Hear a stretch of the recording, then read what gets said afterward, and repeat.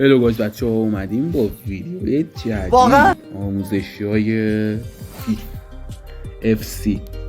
اوکی بریم واسه ویدیو. خب بچه ها اینجوری قضیه که آره اومدم یه سری چیزا رو گلچین کردم براتون. دوباره شوت بیشتر توش داره که بخوام یه سری دریبلینگ ها اونا براتون گذاشتم. ترنده پس ذهنم موندی. اینجوری قضیه تا آخر ویدیو ببینین اوکی میشین حتما فیفا رو. بچه ها این چند تا پکیجی که براتون گذاشتم همشون میشه آنالوگای PS5 و ایکس باکس رو داشت.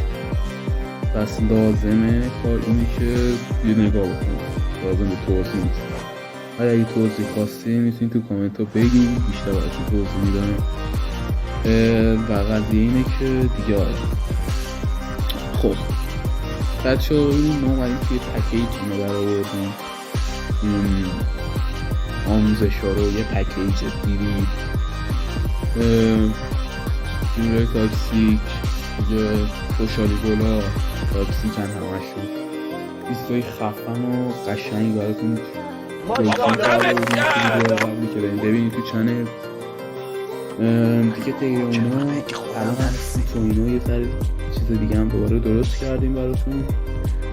لازم باشه پاسای بیشتری میتونیم درست کنیم ازش، ولی دیگه یه جورایی زیاد آموزش دیدید.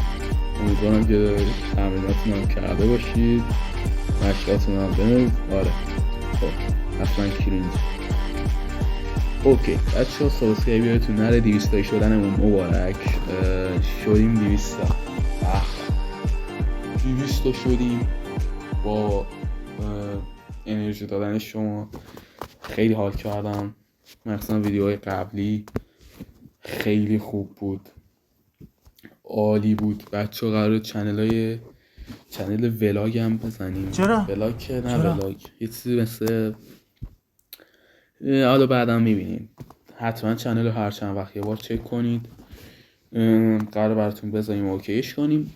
بچه ها کامنت یادتون نره، سابسکرایب، لایک، انرژی دادم به من، اینا خیلی مهمه دیگه. برین تو چنل هم یه چرخی بزنید، چیزی خوشتون اومد اوکیه یه نگاه بزن، یه دکمه است، یه کلیکه، چند دقیقه، نه زیاد نتی میبره نه زیاد وقت میبره، میتونی با چند دقیقه اوکیش کنی. اگه خوشتون دوست نداشتی که فدای سرت، ولی حمایت یادت نره که برای من انجام بدی.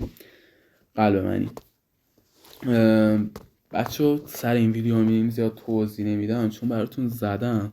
خیلی مردی. میخوام الان چی بهش میگن، توضیحات دیگه بدم، یه ذره باهاتون گرم بگیرم. آره مگر نه توضیحاتش هم اوکیه که بخوام توی ویدیو بگم، ولی خب هم تایم ویدیو بیشتر میشد، شاید شما وقت رو ایناشو نداشتین، همین که کوالیتی کار میومد پایین تر. یه سری چیزها رو من نمیتونستم دیگه دوباره تو ویدیوهای گیمینگ دیگه بذارم. تو آموزش اینجوری راحت تر میشه ویدیو حرف زد، گرم گرفت.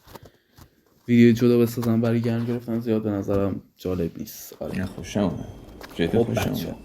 شوت زدنم یه توضیح کوتاه بدم دربارش. اینه که موقعیت، ببینید هر کاری میخوای بکنی موقعیتش خیلی مهمه.